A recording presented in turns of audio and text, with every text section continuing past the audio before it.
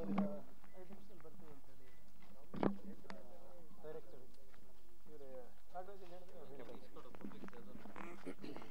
Sir, ಏನು ವಿಷಯ?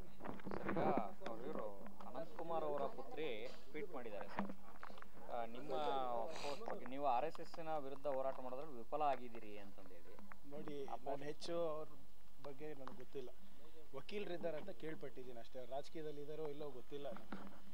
ಆದರೆ ದುರ್ದೈವ, ಆ ವಿಡಿಯೋನಲ್ಲಿ ಶ್ರೀ ದಿವಂಗತ ಅನಂತಕುಮಾರ್ ಅವರು ಇರೋದು ಸತ್ಯ.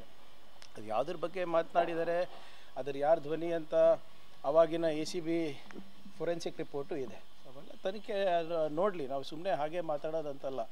ಆಮೇಲೆ ಮಾನ್ಯ ಅನಂತಕುಮಾರ್ ಅವರು ಕೂಡ ಕಲಬುರ್ಗಿಗೆ ಬಂದು ನನ್ನ ಬಗ್ಗೆ ಏನು ಹೇಳಿದ್ದಾರೆ ಅಂದ್ಬಿಟ್ಟು ಅದನ್ನು ಕೂಡ ಅವ್ರು ಪರಿಶೀಲನೆ ಮಾಡಲಿ.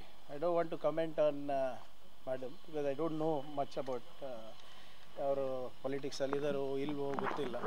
ಆದರೆ ಅವರ ಕುಟುಂಬಕ್ಕೆ BJP ಅವರು ಹೇಗೆ ನಡ್ಕೊಂಡ್ರು ಕೂಡ ಅಂತ ಜನ ಚರ್ಚೆ ಮಾಡ್ತಾ ಇದ್ದಾರೆ. ಸೊ ನನಗಿಂತ ಚೆನ್ನಾಗಿ ಅವ್ರಿಗೆ ಗೊತ್ತಿದೆ. I don't think I should be commenting on. Sorry, ಕಲ್ಲು ತುರಿದ 3 ಗಲಭೆಕೋರರನ್ನ ನೀವು ಅದನ್ನ ಕೇಸ್ ವಾಪಸ್ ತೆಗೆದುಕೊಳ್ಳೋ ರೀತಿಯಲ್ಲಿ ಮಾಡಿದ್ದೀರಿ. ನೋಡಿ, ಅವಾಗ ದಯವಿಟ್ಟು ಸಂಪೂರ್ಣವಾಗಿ ಆ ಕೇಸನ್ನು ಪರಿಶೀಲನೆ ಮಾಡೋಕ್ಕೆ ಹೇಳಿ ಅವರಿಗೆ. ನಾವು ಯಾವುದೇ ರೀತಿಯಾದಂಥ ಕಾನೂನು ಬಾಹಿರವಾಗಿ ಯಾರೂ ಸಜೆಷನ್ ಕೊಡಲಿಕ್ಕಾಗಲ್ಲ, ಸರ್ಕಾರನೂ ಮಾಡಲಿಕ್ಕಾಗೋದಿಲ್ಲ. ಹಿಂದಿನ BJP ಸರ್ಕಾರದಲ್ಲಿ ಅಮಾಯಕರನ್ನು ಕೂಡ ಹೇಗೆ ಬೇಕಾಗೆ ಸೇರಿಸ್ತಾಯಿದ್ರು, ಕಲಬುರ್ಗಿನಲ್ಲಿ, ಚಿತ್ತಾಪುರ್ನಲ್ಲಿ. ಆಮೇಲೆ ಇಡೀ ರಾಜ್ಯದಲ್ಲಿ ನಡೆದಂಥದ್ದು ಅವೆಲ್ಲ ತಾವು ನೋಡಿದ್ದೀರ. ಈಗ ನಿಮಗೆ ನೆನಪಿದ್ರೆ ಬೊಮ್ಮಾಯಿ ಅವರು ಹೋಮ್ ಮಿನಿಸ್ಟರ್ ಅವರು ಇದ್ದಾಗ ಮಂಗಳೂರಿನಲ್ಲಿ ಕೆಲವು ಜನ ಹೋಗಿ ಭೇಟಿ ಮಾಡಿದಾಗ ಸಂಘಟನೆಗಳು, ನೀವೇನು ವರಿ ಮಾಡಬೇಡಿ, ಅದೇನೇ ಇದ್ರೆ ನೀವು ಮಾಡ್ಕೊಳ್ಳಿ, ನಾವೆಲ್ಲ ಕೇಸ್ಗಳೆಲ್ಲ ವಾಪಸ್ ತಕ್ಕೋತೀವಿ ಅಂತ ಹೇಳಿದ್ದು ಅವರು, ನಾವಲ್ಲ. ಆಮೇಲೆ ನಾವು ಏನೇ ಮಾಡಿದ್ರೂ ಕೂಡ ಕಾನೂನು ಅಡಿನಲ್ಲೇ ಮಾಡಬೇಕಲ್ಲ.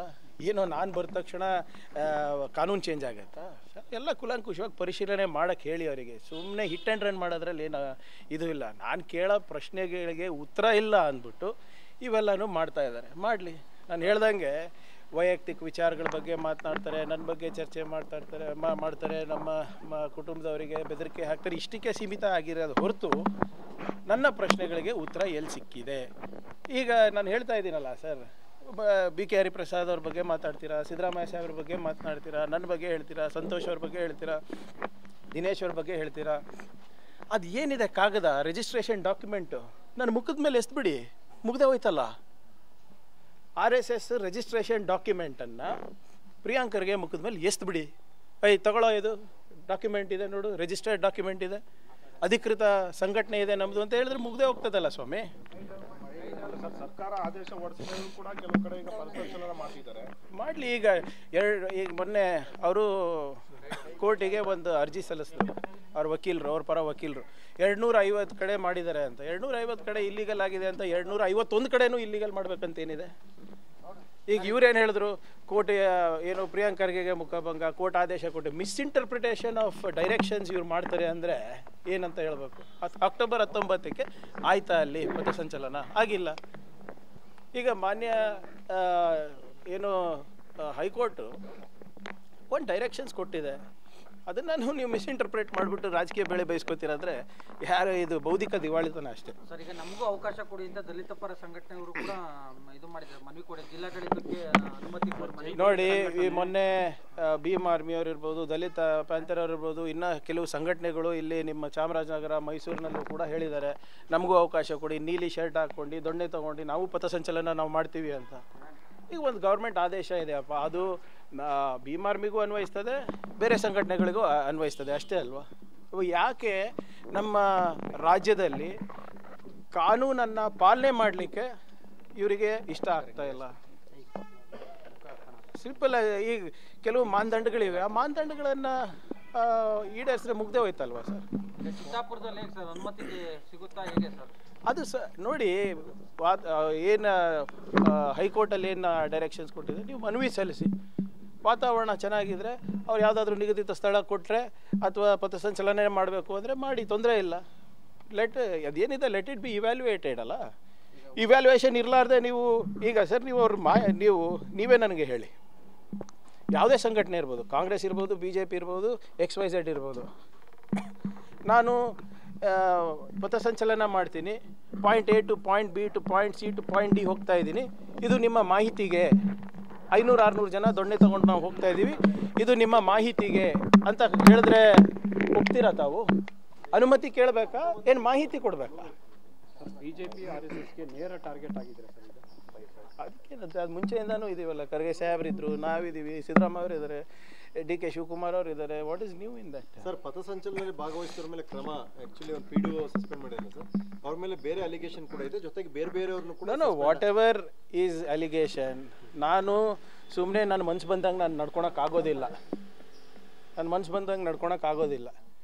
ಕಾನೂನು ಅಂತ ಇದೆ, ಕಾಂಡಕ್ಟ್ ಸರ್ವಿಸ್ ರೂಲ್ಸ್ ಅಂತ ಇದೆ, ಅದ್ರ ಪ್ರಕಾರ ಅವರು ನಡ್ಕೋಬೇಕು, ನಾನು ಕೂಡ ನಡ್ಕೋಬೇಕು. ಸುಮ್ಮನೆ ಮಂತ್ರಿ ಇದ್ದೀನಿ ಅಂದ ತಕ್ಷಣ ಸಸ್ಪೆಂಡ್ ಮಾಡೋಕ್ಕಾಗಲ್ಲ ಯಾರಿಗೂ. ನಾನು ರೀಸನ್ ಕೊಡಬೇಕು, ನೋಟಿಸ್ ಕೊಡಬೇಕು, ಎನ್ಕ್ವೈರಿ ಆಗಬೇಕು, ಅಥವಾ ಪೆಂಡಿಂಗ್ ಎನ್ಕ್ವೈರಿ ಸಸ್ಪೆನ್ಷನ್ ಕೂಡ ಮಾಡಲಿಕ್ಕೆ ಅವಕಾಶ ಇದೆ. ಪ್ರಿಮಾ ಫೇಸಿ ರಿಪೋರ್ಟ್ನಲ್ಲಿ ಕಂಡು ಬಂದರೆ ಉಲ್ಲಂಘನೆ ಆಗಿದೆ ಅಂತ. ಏನು ಡಿಕ್ಟೇಟರ್ಶಿಪ್ ಏನ್ರಿ ಕರ್ನಾಟಕದಲ್ಲಿ? ಇಲ್ಲ, ಮಂತ್ರಿ ಇರ್ಬೋದು ನಾನು, ಆದರೆ ನನಗೂ ನಿಯಮ ಇದೆ, ನನಗೂ ಕಾನೂನು ಇದೆ.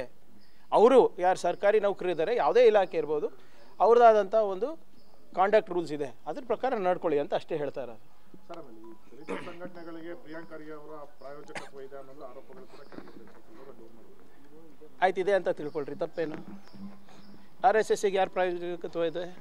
ಯಾರು ಅದ್ರ ಪ್ರೊಡ್ಯೂಸರ್ ಡೈರೆಕ್ಟರ್ ಯಾರು? ಹಾಂ, ನಿನ್ನೆ ಒಂದು ವಿಡಿಯೋ ಬಂತಲ್ಲ ಹರಿಪ್ರಸಾದ್ ಸಾಹೇಬ್ರದ್ದು, ಏನು ಹೇಳ್ತಾರೆ ಅದರಲ್ಲಿ? ಯಾರು ದುಡ್ಡು ಕೊಡ್ತಾ ಇರೋದು?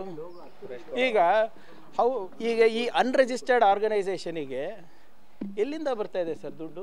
ಬಟ್ಟೆ ಹೊಲಿಸ್ಕೊಳ್ಳಿಕ್ಕೆ, ಮಾರ್ಚ್ ಮಾಡಲಿಕ್ಕೆ, ಆ ಡ್ರಮ್ ತೊಗೊಳಕ್ಕೆ, ಆ ಟ್ರಂಪೆಟ್ ತೊಗೊಳ್ಳಿಕ್ಕೆ, ಆ ಬಿಲ್ಡಿಂಗ್ ಕಟ್ಟಲಿಕ್ಕೆ, ಎಲ್ಲಿಂದ ಬರ್ತಾ ಇದೆ ಸರ್?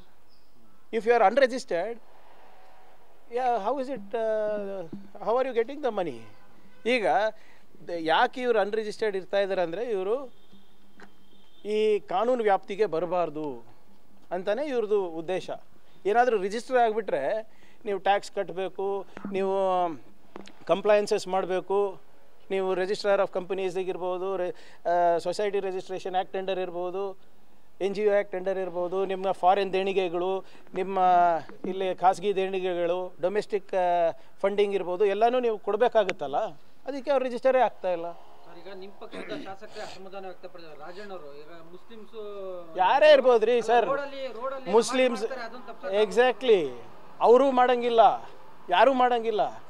ರೋಡ್ನಲ್ಲಿ ಮಾಡ್ತಾ ಇದ್ರೆ ಪರ್ಮಿಷನ್ ತೊಗೊಳ್ಳಿ, ಪರ್ಮಿಷನ್ ಕೊಟ್ಟರೆ ಮಾಡಿ, ಕೊಟ್ಟಿಲ್ಲ ಅಂದರೆ ಬಿಡಿ. ಆ್ಯಸ್ ಸಿಂಪಲ್ ಆಸ್ ದಟ್ ಅಲ್ಲ. ಕಾಂಪ್ಲಿಕೇಶನ್ ಏನು ಗೌಡ್ರೆ ಇದರಲ್ಲಿ? ನನಗೆ ಅರ್ಥ ಆಗ್ತಾ ಇಲ್ಲ. ಸರ್ಕಾರದ ಒಂದು ಆದೇಶ ಇದೆ, ಆ ಆದೇಶ ಪಾಲನೆ ಮಾಡಲ್ಲ ಅಂದರೆ ಯಾವುದೇ ಸಮುದಾಯದವ್ರು ಇರ್ಬೋದು, ಯಾವುದೇ ಧರ್ಮದಿರ್ಬೋದು, ಎಲ್ಲರಿಗೂ ಕೂಡ constitution of India applies. Thank you. ಇವತ್ತು